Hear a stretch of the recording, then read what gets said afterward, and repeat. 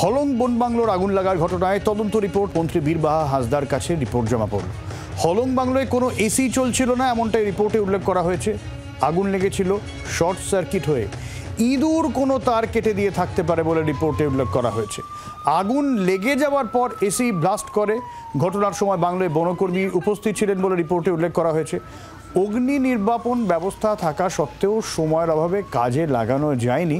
সরেজমিনে হলং বাংলোয় যান প্রধানমন্ত্রী। ঘটনাস্থলে গিয়ে আধিকারিকদের সঙ্গে বৈঠক করেন। নতুন করে বন বাংলো তৈরি করা নিয়েও আলোচনা হয়। অন্য বন বাংলো নিয়ে আলোচনা করতে পারেন এমনটাই সূত্রের খবর।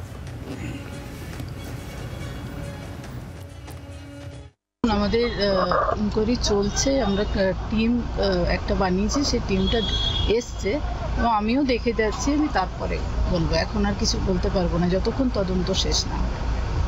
এখন পর্যন্ত কিছু ধরা পড়েছে, কিছু বিষয় কিভাবে আগুনটা না, সেটা তদন্ত চলছে, আমি তদন্ত শেষ না হলে বলা যাবে না। আরো তো বড় বাংলো আছে, আগামী দিনে রক্ষণাবেক্ষণের জন্য কোনো চিন্তা? হ্যাঁ, সেটা নিয়ে আমরা গতকালই মিটিং করেছি। মানে এখন থেকেই যাতে আমরা সচেতন হয়ে যাই, যাতে এই ধরনের ঘটনা না ঘটে, সেটার ব্যবস্থা হচ্ছে। বাংলার আওয়াজ, বাঙালির আবেগ, জি 24 ঘন্টা।